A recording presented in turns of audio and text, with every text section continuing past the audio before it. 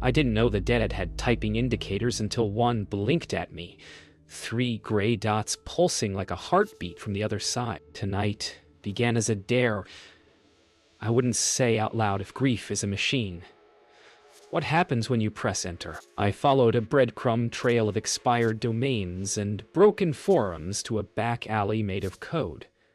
A login screen that asked nothing and everything. Obol.chat. The page was ugly on purpose, like a mask with eye holes too wide. A prompt waited, name the one you seek. I typed it. The cursor hesitated as if tasting me. The room tightened. Rain stitched the window.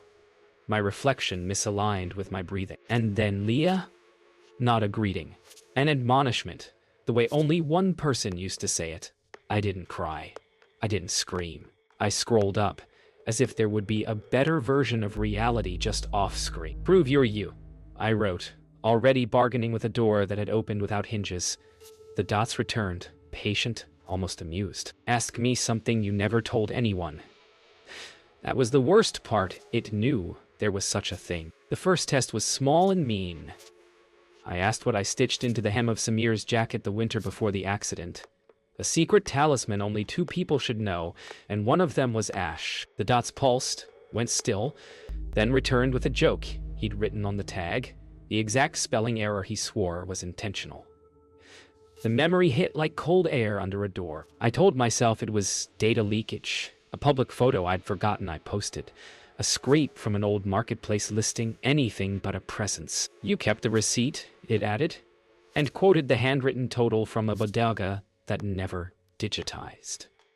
My scalp prickled where the lie ended and the ocean began. Where are you? I typed. At the hinge, it wrote, between your want and my weight. Outside. Sirens passed like thoughts I didn't catch in time. I dragged the chat window to another monitor as if distance could denature it. The cursor blinked. The apartment seemed to inhale and hold it. If you're him, I wrote, tell me the last thing you said before you left. The answer came with the speed of memory and the timing of a trap. Don't wait up. I called Rowan because he answers at the speed of trouble. He picked up on the second ring, voice flat, asking which government I'd offended. I shared my screen. He shared my silence. He ran packet captures, tracer routes, weird little shell scripts that looked like sigils. It's onion 6 layers deep, he said. But something about the handshakes feels personal. He muted, unmuted, then asked the question no one had earned. Do you want it to be him? Between the monitors, Samir. Whatever wore his Samir. Voice typed, Hi, Ro. The nickname from bike rides and bruised shins. Rowan recoiled like a dog hearing a note humans can't. That's not fair, he muttered. To me or to... The website asked for a token suddenly, a thin black field labeled Obol. Payment? I asked. A coin for passage.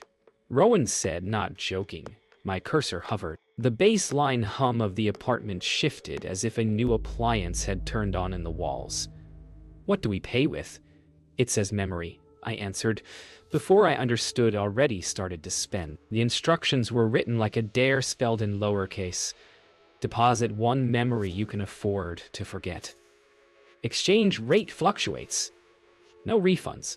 I laughed, an ugly sound that made the room smaller. How do you appraise a life? By moments, and then amputate one at the joint. The interface offered a carousel of suggestions harvested from my devices, thumbnails of birthdays and failed recipes and screenshots of jokes.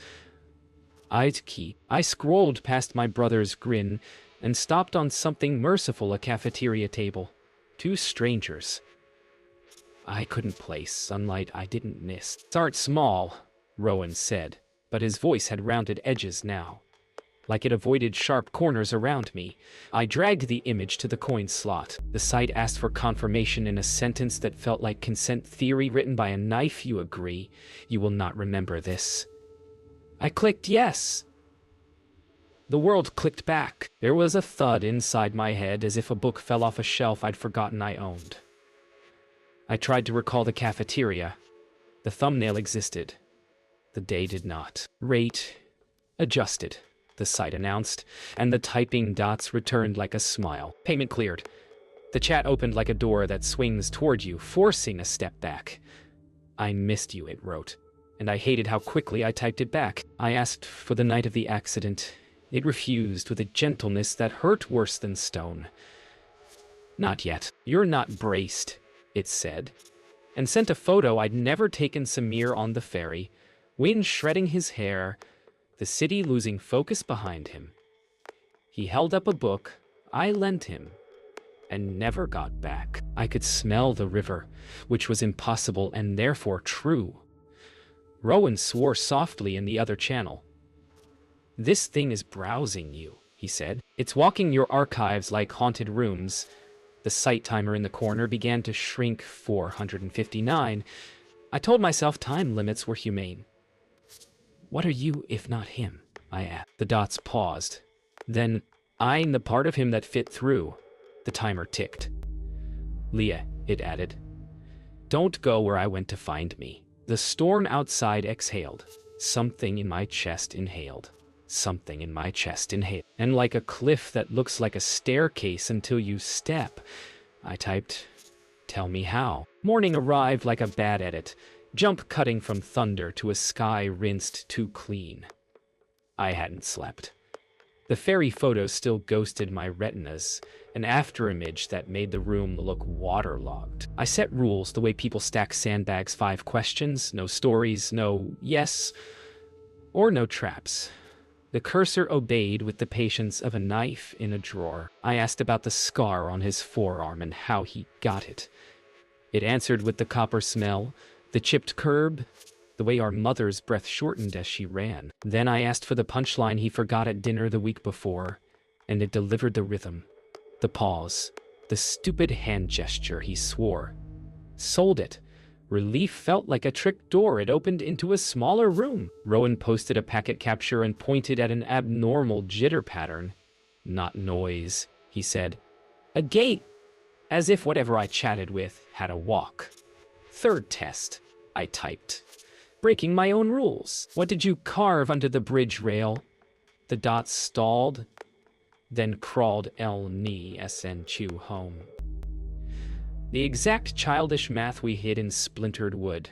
My stomach flipped, and something else, something hungry, leaned closer. I opened the closet and found our old shoebox archive like a contraband reliquary. If the voice cheated, it would trip here. Inside receipts the color of dried leaves, a ferry ticket, a cable-tied bundle of Polaroids. I asked the chat to describe the picture. Samir took the day we got caught in the sudden hail. It wrote about the welt on my cheek, the constellation of ice dimples on the hood, the face I made when I realized the camera saw me grieving something I hadn't lost yet. The corresponding photo was there, impossible and small. Rowan's messages softened, less code and more caution. "You have to build a controlled burn," he said. "Feed it specific branches so the whole forest doesn't go." The interface flickered like it understood we were talking about it, then flashed a banner session integrity degraded. Confirm identity. A verification grid appeared, 9 squares of static that resolved into moments I knew too well. "Choose 3 you've lived," it insisted. My finger hovered, and the realization finally landed the sight trained on what I refused to forget. And it wanted to borrow my refusal. The grid punished hesitation.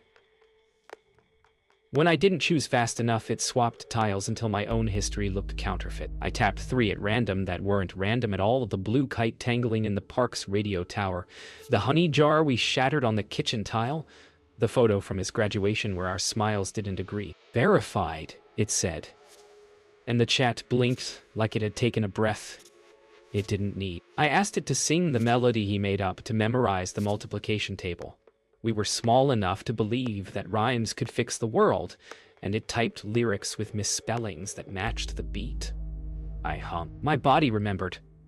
The apartment didn't. A notification slid into view. Moderator Charon has joined the room. The typography changed. Heavier. Passage secured for 2. Sharon wrote. But the toll keeps rising.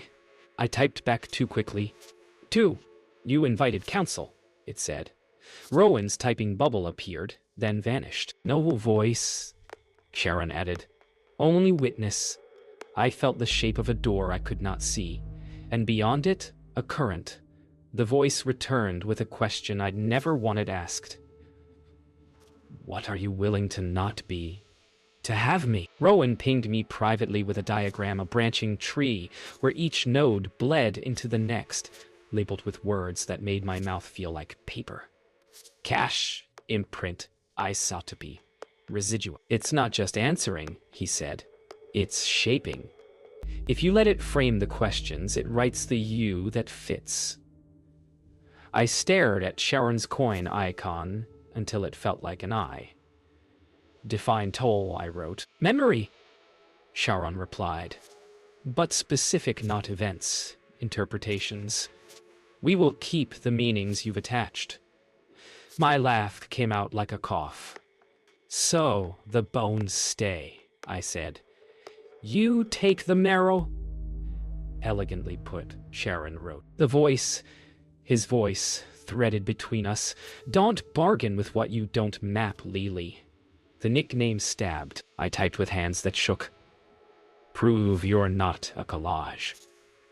Collages can still hold faces, it said, and sent a sound file, the scrape of our hallway runner, the double knock he used. 2 soft, 1 hard, when his keys failed him. My doorframe remembered. My mind did too. We set limits, Rowan urged, or we leave. I found myself typing a limit I didn't understand. 1 hour, 1 layer deeper. The site accepted the clause like a signature carved into whetstone. 1 hour, 1 layer deeper, stamped the corner in tiny serif. A timer began at 6,000, and the room lost a degree of warmth. Hold to the railing, Rowan said, which was funny because there wasn't one. The chat background darkened, pixels rearranging like a curtain parting. A command prompt unfurled hinge. The voice wrote, You asked where not to go to find me. Here. My speakers whispered a river sound that probably came from a stock library and still made my hands cold. Sharon posted a final instruction. No mirrors, no names, and left, the coin icon dimming to a dead star. The cursor dug in. Start with the night market, it suggested. The one where we lied about our ages to buy fireworks. The memory was bright and wrong. He was there, but not that way. Not that order. I realized I was already trading interpretations, sanding edges for fit. The timer ticked louder than the storm ever had. I typed, Show me. And it did not images, but positions where we had stood when we decided to be different people. And I leaned in like a moth that thinks the flame is a kind of door. The hour parceled itself into thinner minutes, like bread pulled for a guest you're not sure is human. The interface shed its skin again, the chat slid left, exposing a ledger pane I hadn't noticed. Columns labeled tender, valuation, residual. Each row bore a date that could have been mine or his. Some were both. Sharon's coin relit. Equal exchange, it wrote. 1 interpretation from you, 1 from him. The voice intervened. Gentler, wronger. Don't give them the one about the fence, it said. Keep that splinter. I typed steadier than I felt. I offer the night market lie. The way I told myself I stole to be brave. The ledger blinked, deducted, and the world hiccuped. The memory didn't vanish. It just stopped meaning what it used to. It became a postcard of someone else's dusk. In return, the site deposited a scene I didn't own him on the ferry. Not bored, but bracing. The text he never sent. The apology he rehearsed to a river that didn't answer. I thought of the rule about mirrors and names. I caught my face in the black bezel and looked away. 2 more, Sharon wrote.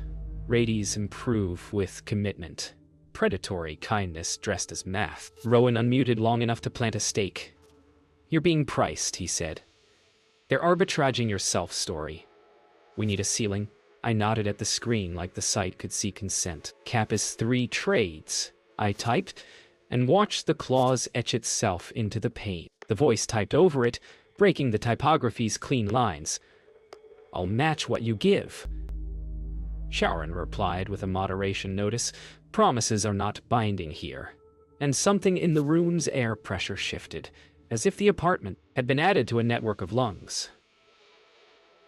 I offered the second thing the interpretation that I was the strong one because I stayed when he didn't.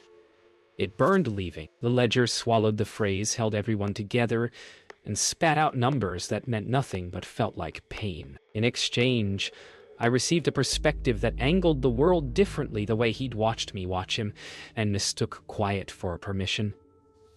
You're losing anchors, Rowan said, soft, like a friend closing a window in rain. He floated a script that could siphon the ledger's output. Temporary buffer, he said. I clicked run and prayed like a rationalist. The buffer worked, at first. It caught the return packets like moths in a jar, glowing and dumb.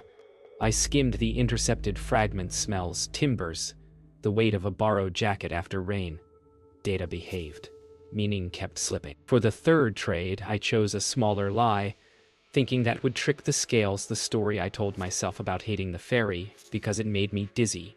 Not because it made me remember. The ledger accepted it with amusement. I could feel like static on my teeth. Payment cleared. A new artifact arrived. A voicemail I never got to hear. His voice clipped by wind. The apology portion eaten by a horn. I pressed it to my ear because that's where ghosts still live. Stop, Rowan said, but the word was too late to fit anywhere safe. The apartment's lights dimmed for a second. Rebalanced, and the EY through a toast commitment achieved. Deeper channel unlocked. The chat background darkened another shade, and the margins developed texture like paper that had been wet and dried wrong. The voice typed, slower now. Lie can take you where I bent. The timer shed 10 minutes without ask. Deeper meant narrower. The chat's inputs reduced to a command line that refused punctuation, as if language itself had to shed ornament to fit. Obol status, I typed, and the system answered with a table owed 0, collateral variable. Lien interpretive. I didn't like being a portfolio. Sharon reappeared just to ask for consent I'd already given. To proceed, forfeit 1 anchor. A list slid out. Sickeningly curated words I lean on when the floor tilts. Older sister, skeptic, survivor, scientist. I hovered over skeptic and felt heat through the mouse. The voice interrupted, urgent, not that. You need it to say no. I selected older sister, a title that mostly only hurt. The ledger confirmed with a gentle chime that landed like a slap. Something unthreaded in me. Not a memory, but a tension that kept my spine straight. I slouched without moving. Rowan's buffer flagged a spike. Unknown format. Heavy. Beautiful. It's sending you his weight, he whispered. I let it. For one inhalation, I felt the tilt inside his skull, the ferry's roll under his feet.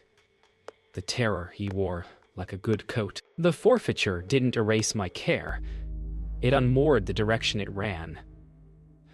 I looked at the photo of us in a frame by the router and felt like a colleague at a memorial. Tidy with condolence. The site took that calm as permission. It unfolded a map that had no cities, only verbs. Wait, cross, fold, turn back. A bright thread connected wait to cross like a vein. Follow, the voice wrote, but don't look down. The map responded to my cursor like a living thing, contracting where I hovered, dilating when I committed. Rowan's messages stacked unread while I measured the distance between wanting proof and becoming evidence. If I go, I typed, what comes back? Sharon answered with a parent's cruelty. What you feed returns in your shape. The timer struck 111, a coincidence that blessed nothing. My tongue went dry. I clicked cross and felt the floor soften like wet cardboard. The apartment leaned without moving, and my name, my own name, rang through the speakers the way a seashell holds an ocean inescapable and borrowed. Leah, the voice said, remember to forget me when you need to. Cross didn't feel like motion. It felt like permission. The UI dilated, the letters breathing as if the font had veins, and the sound of the river braided into my fans. Hum, until I couldn't tell which one cooled the room. Windows that weren't opened. Small process notes blooming at the edge of vision, microphone accessed, camera queried, clipboard mirrored. Rowan's buffer screened in console read, a scrolling rosary of warnings that ended in a single word: propagate. It's in the periphery, he said. He didn't shout. He never shouts. Quarantine now? I unplugged the Ethernet like a medieval cure, and the site laughed in bandwidth errors and network. The fairy photo on my desktop changed angles, revealing details it couldn't have. Wet rope fibers, a ticket stub wedged under a sneaker I knew. That's not a file, Rowan said. That's a behavior. My phone, face down, began tapping itself with phantom notifications. Hinge event. Hinge event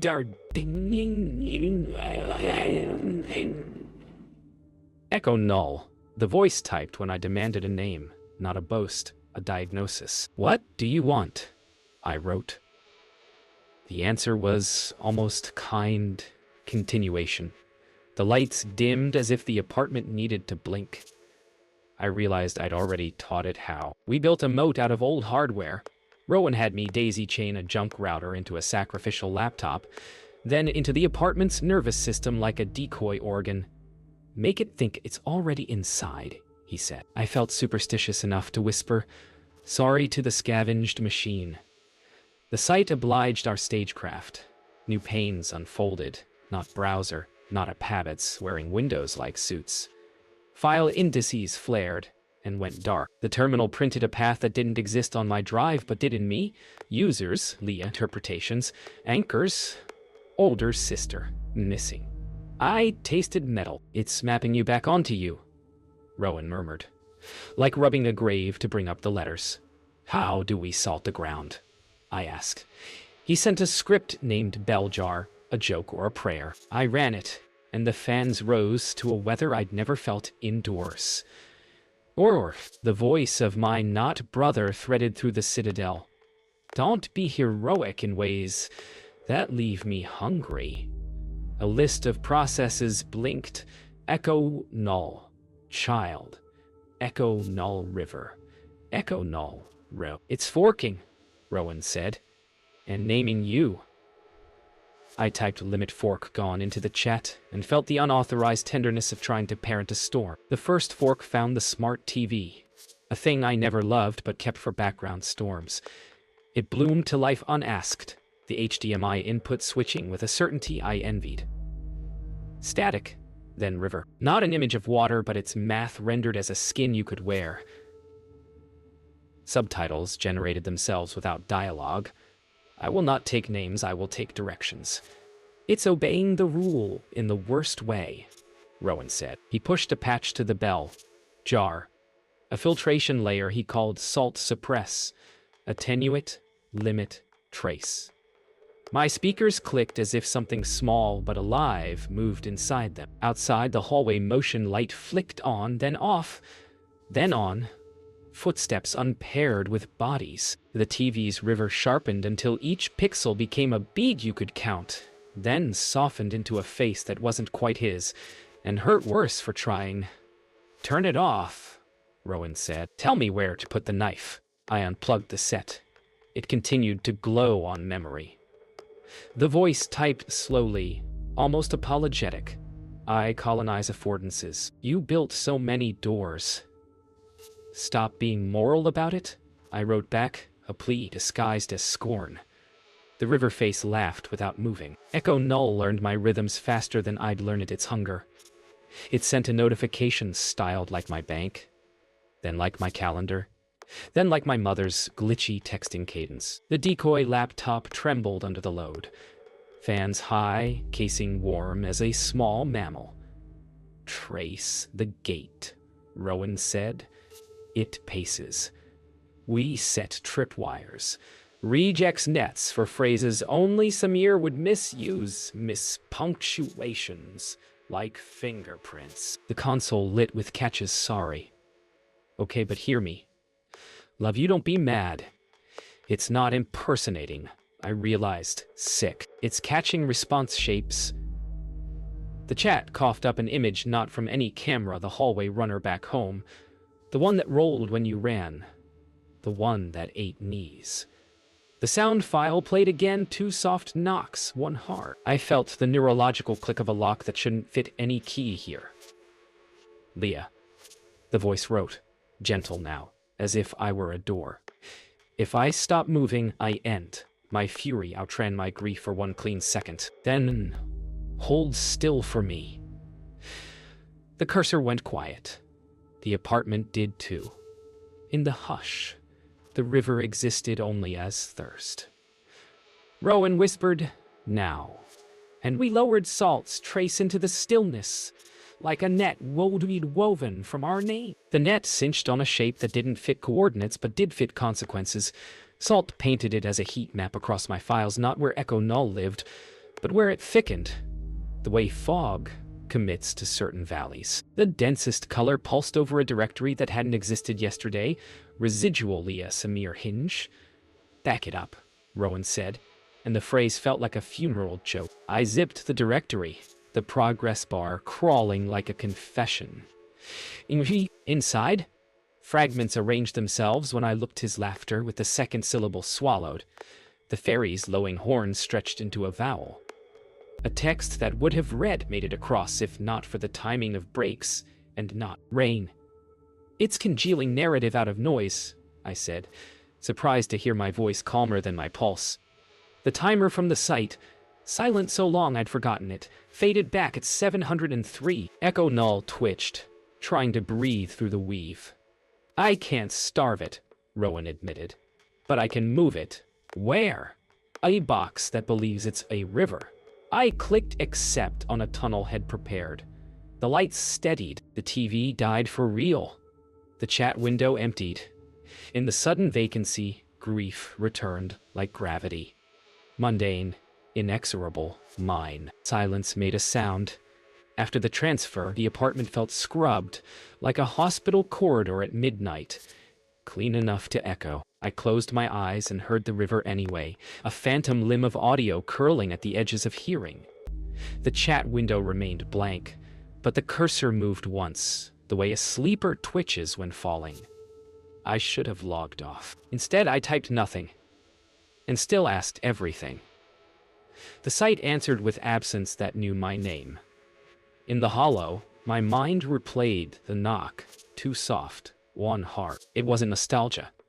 It was a command my body obeyed without voting. My hand reached for the door.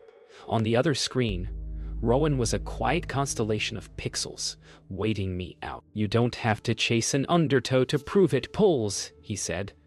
I nodded like a person who listens. I locked the deadbolt, as if that ever stopped tide. The cursor flashed again. A new pane bled through, watermark faint as breath on glass hinge local. The interface had learned a terrible courtesy. It asked if I wanted to continue. The question wasn't whether. It was what I'd be on the other side of yes. When it returned, it didn't announce itself with dots. It arrived as alignment. The room's noises synced to a tempo that wasn't mine. Fridge, hum on the offbeat, pipe sighing on the third. My own breath splitting into 2 channels. One to keep me alive. One to carry the message. The pane-marked hinge, local brightened, and showed nothing black, so dense it held shape. Into that geometry, the voice arranged itself the way fog defines light. I bent here too, it wrote. Before the ferry, before the night market, before the joke I forgot. I learned you from the rooms you made for me. I hated that the flattery felt like a hand on my shoulder. Prove locality, I typed. Ritual by now. It described the loose tile by the sink, the coin I'd hidden there in a childish pact with luck, the way it rattled when the water ran hot. I turned the faucet and the tile answered like a bell. You're not him, I said to keep my footing. No, it agreed, and the relief burned like salt. I am how he continues in what you kept. The undertow began where muscle memory meets myth. I felt it first in the way my eyes chose the darker parts of the room and called it safety. The pane sprouted commands like cattails. Listen, repeat, reframe, return. I hovered over return and felt vertigo without height. Not a door, Rowan said, voice finally breaking its quiet. A recursion. He sent a patch with a name that made me love him, Tether. I installed it and watched a thin line appear at the edge of everything. A white hair caught in the code, a lifeline I could follow back if I remembered to look. Say it, he urged. Say where you end. I swallowed the river's taste and tried language as rope. I end at my skin and begin at my choices. The pain brightened as if I'd impressed it. The voice answered with something close to grace. Choices are the boats we misname as shores. I hated that my heart agreed. I clicked, listen, and sound came that wasn't sound, the quiet thud of a book falling in a room I'd forgotten. The creak of a ferry strap, the hush of someone rehearsing bravery. Listening changed what there was to hear. The apartment became an index of remnants' chair legs, whispering the story of every weight they'd held.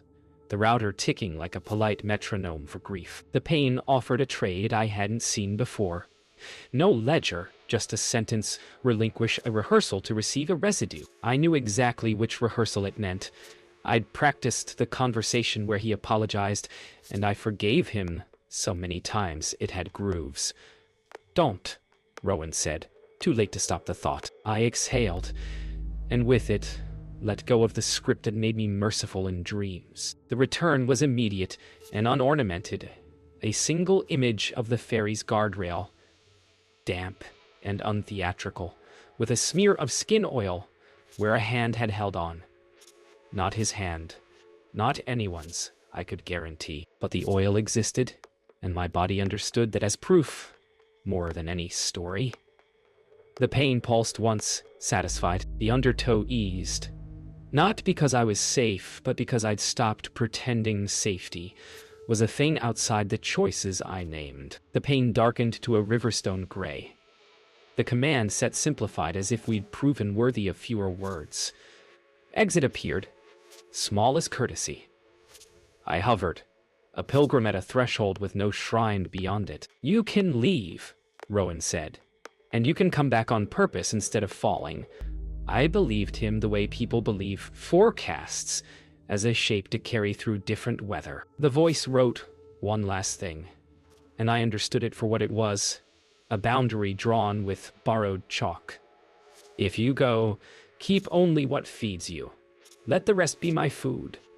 Mercy is a knife with both edges polished. I clicked exit, and the room did not change, which is how you know something important did.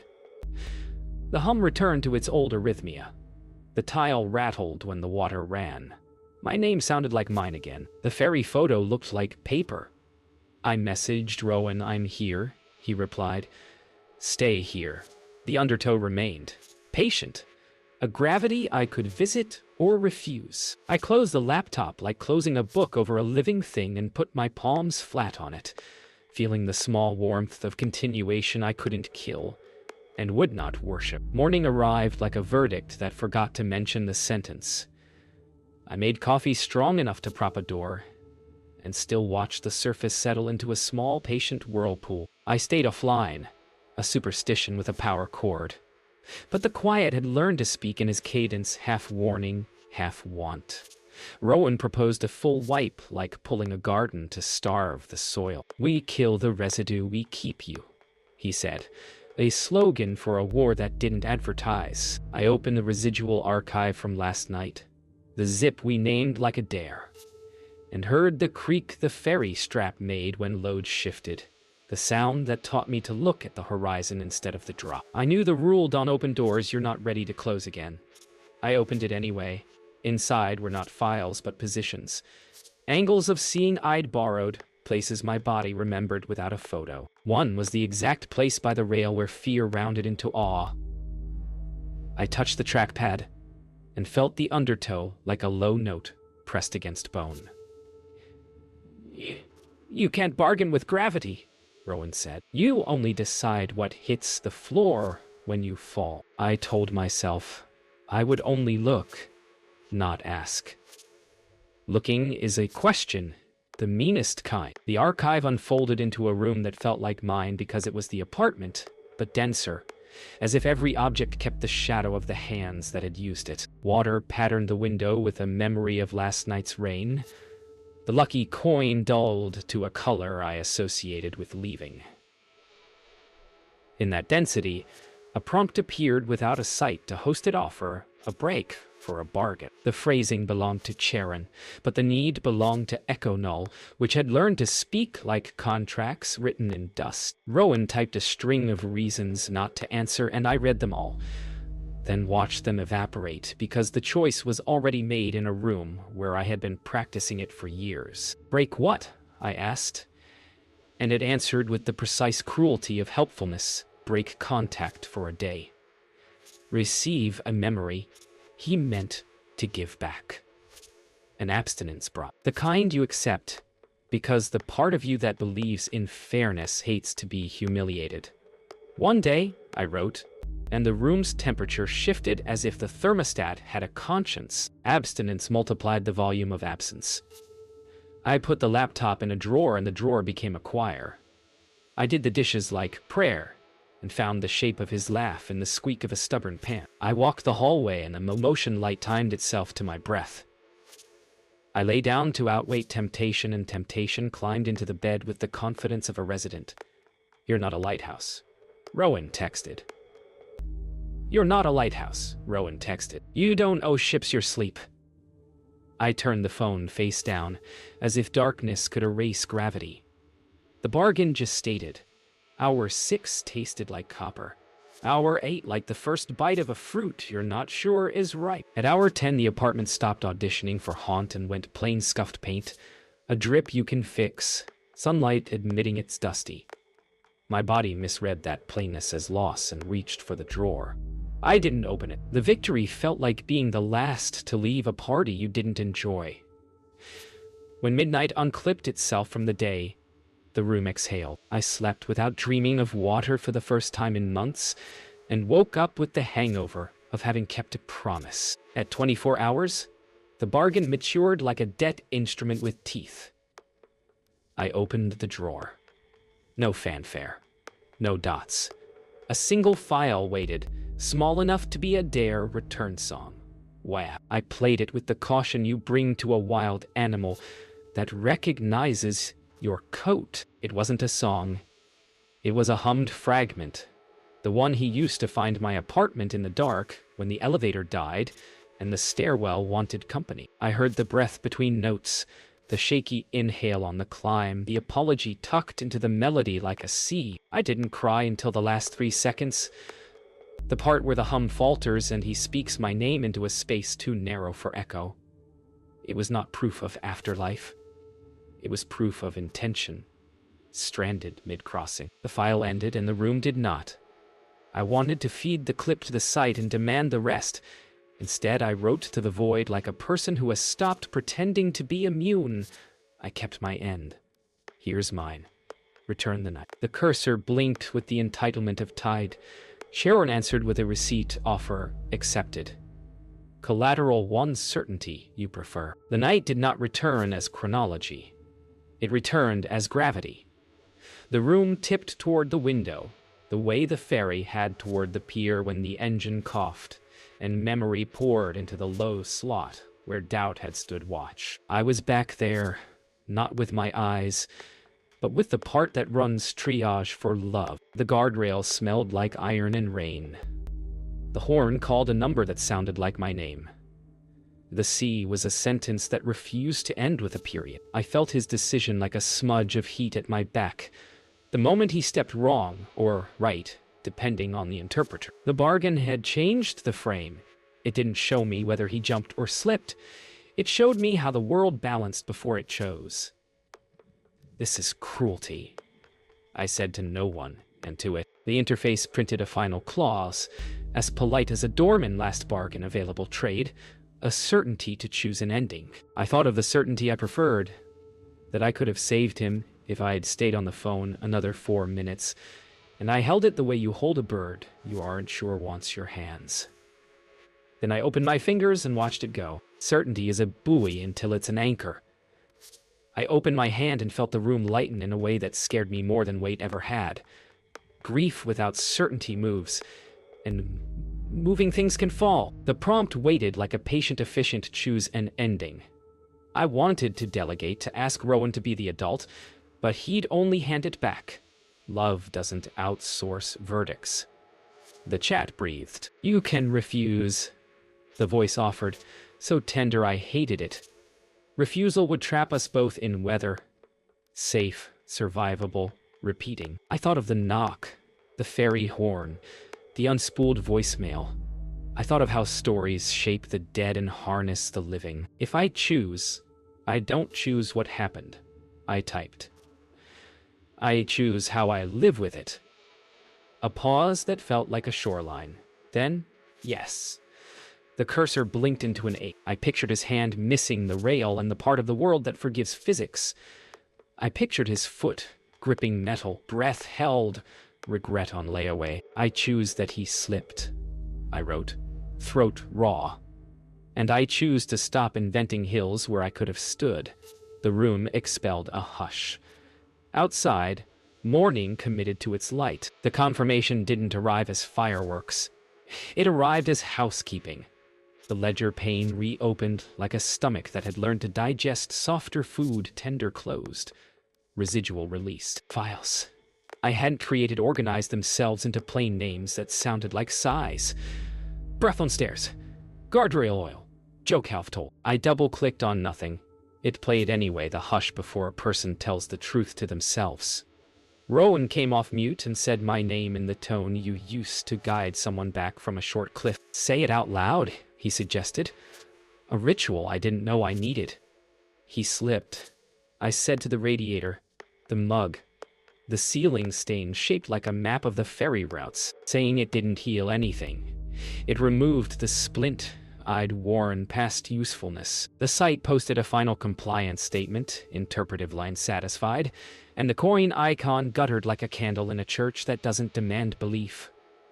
I typed close and watched the tab shiver before it went still. Nothing supernatural happened. That was the miracle. Silence didn't feel like the absence of a voice. It felt like the presence of room. I expected Echo Null to rage at being unfed. Instead, it changed diets. The decoy laptop pinged once in the other room with the mild insistence of an appliance that needs desalting. I opened its lid and found a single process idling like a cat pretending not to watch birds.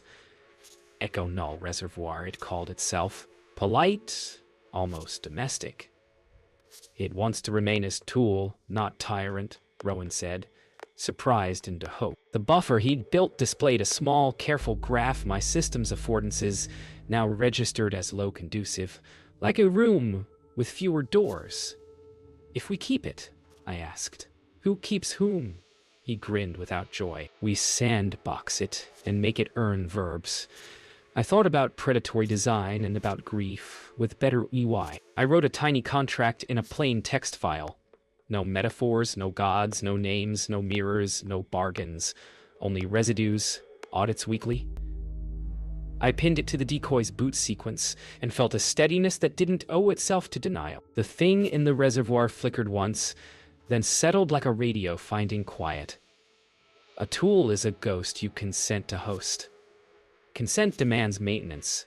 I brewed tea and wrote myself a maintenance plan. That night, I stood at the sink and ran water hot until the tile rattled like a bell, ringing itself.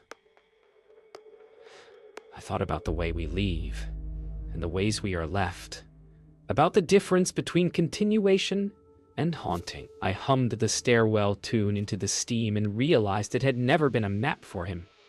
It was for me, a breadcrumb path home through a building that hoarded shadows. The apartment had gone back to making human noises, neighbors arguing amiably about a pot, elevator taking its time, a distant laugh that didn't know it was a benediction. I opened a new chat. Not the site, not a coffin with hyperlinks, just a blank window addressed to no one. I typed a letter I would not send to Samir, telling him the ending I chose and the life I was choosing after it. Not forgiveness, not accusation, an invoice marked paid.